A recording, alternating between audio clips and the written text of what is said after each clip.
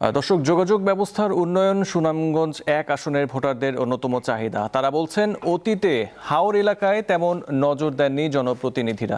প্রার্থীরা অবশ্য বরাবরের মতো জনগণের পাশে থাকার আশ্বাস দিচ্ছেন।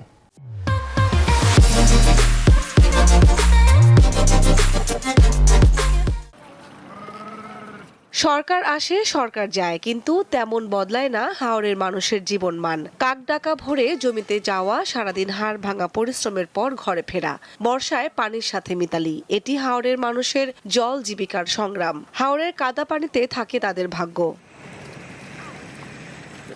পর্যটন ও প্রাকৃতিক সম্পদ সমৃদ্ধ আসন সুনামগঞ্জ ১, কিন্তু অনুন্নত যোগাযোগ ব্যবস্থা, দারিদ্র্য এবং বিকল্প কর্মসংস্থানের অভাবে অনেক পিছিয়ে আছে তাহিরপুর, জামালগঞ্জ, ধর্মপাশা ও মধ্যনগর উপজেলার মানুষ। এসব বিষয়ে গুরুত্ব দিচ্ছেন ভোটাররা। আমাদের তাহিরপুর উপজেলার ভিতরে রাস্তাঘাটের যোগাযোগ ব্যবস্থাটা খুবই খারাপ। আমার প্রত্যাশা হচ্ছে সুনামগঞ্জ ১ আসনে যেই আসুক, ১ আসনে এমপি হলে আমাদের এলাকার উন্নয়ন হবে। যাতায়াতের অবস্থা খুবই নাজেহাল, মানে রাস্তাঘাট, স্বাস্থ্যক্ষেত্র ইত্যাদি সব মিলিয়ে আমাদের অবস্থা খুবই খারাপ। আমরা শিক্ষা খাতে একেবারে দুর্বল, তারপরে আমাদের স্বাস্থ্য খাত এত দুর্বল যে আমাদের বাড়ি থেকে যদি একজন অসুস্থ মানুষকে নিয়ে সদর হাসপাতালে যেতে চায়, তাহলে এখানেই অনেক মানুষ মারা যায়। প্রচারণা শুরুর পর থেকে ভোটারদের কাছে ছুটছেন প্রার্থীরা। হাওরের মানুষের ভাগ্য পরিবর্তনের জন্য দিচ্ছেন নানা প্রতিশ্রুতি।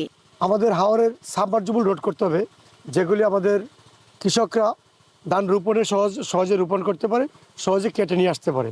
এই এলাকার উন্নয়নের জন্য নতুন পরিকল্পনা করে এই এলাকাকে উন্নত করতে হবে।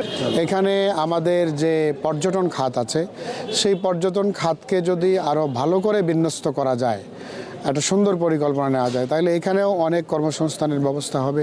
সুনামগঞ্জ ১ আসনে এবার ভোটারের সংখ্যা প্রায় ৫.৫ লাখ। কামরুন নাহার, দীপ্ত, বার্তা কক্ষ।